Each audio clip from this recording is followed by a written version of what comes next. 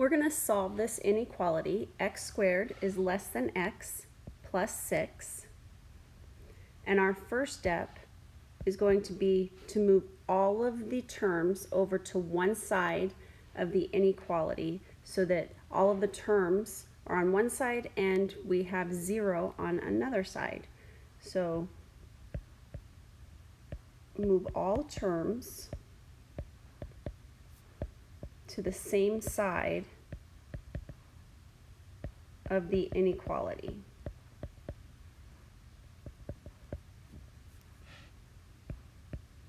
And the inequality symbol, there we go. So we'll have x squared minus x minus 6 is less than 0. I just moved everything over to the left-hand side. Now, our second step is to factor, and then our third step is going to be to determine the critical values. This is extremely important. And this is a question that's on the college algebra course assessment. We're going to find those critical values after we factor. So we factor and we have x minus 3 times x plus 2 is less than 0. Our critical values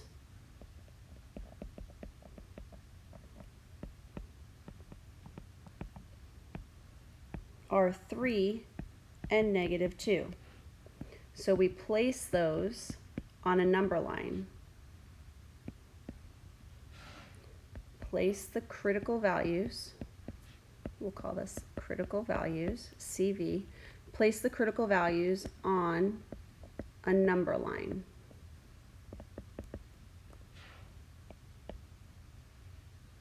So negative 2 would be to the left and positive 3 would be to the right. Now we're going to test each interval, test each interval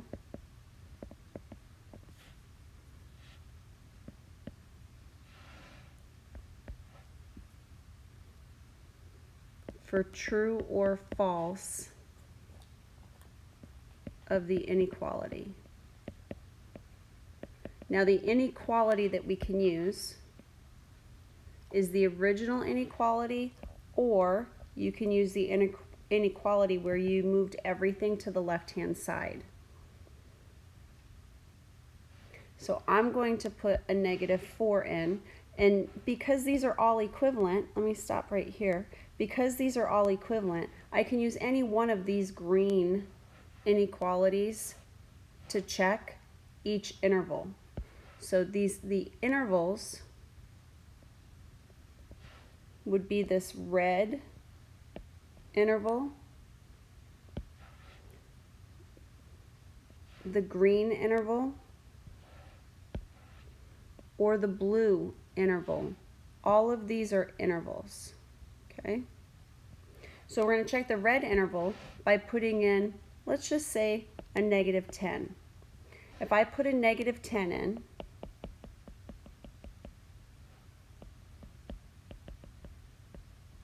if I put a negative 10 in, negative 10 minus 3 is a negative number. Negative 10 plus 2 is a negative number. A negative times a negative is a positive. Is a positive less than 0? See, less than 0. Is a positive number ever less than 0? That would be no, that would be a false. Now negative 2, when I put negative 2 in, I know I'm going to get 0. Because when I put a negative 2 in, negative 2 plus 2 is 0. Anything times 0 is 0, and 0 is not less than 0. So this is going to be an open circle. It is not included. Okay, now we're going to test the green area. I'm going to put a 0 in. So I'm going to use, again, this inequality right here. 0 minus 3 in the first binomial is a negative number. 0 plus 2 is a positive number. A negative times a positive is a negative, and a negative is always less than 0. So that interval is true. I put a 3 in. 3 minus 3 is 0. 0 times anything is 0, and 0 is not less than 0. Therefore, it's an open circle. It is not included. And then we need to pick a number from 3 to infinity. I'll pick a 10. 10 minus 3 is a positive number. 10 plus 2 is a positive number. A positive times a positive is always a positive, and a positive is not less than 0, so that interval would be false. So the interval that makes the inequality true is going to be the interval that is part of the solution set. So the solution set goes from -2 to +3 with parentheses because -2 and 3 are not included. Okay. Here's another. X squared is greater than 3x plus 10. Let's go ahead and try this one. And you can give it a try using the steps above. Our first step is to move everything over to one side of the inequality symbol. So we have x squared minus 3x minus 10 is greater than 0. We're going to factor. I'm going to have x minus 5 and x plus 2 is greater than 0. My critical values are 5 and -2. So we make a number line. There is no shortcut for this with respect to setting each part greater than 0 or anything like that.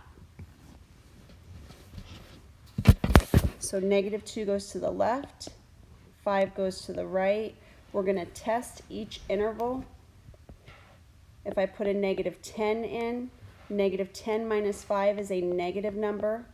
-10 plus 2 is a negative number.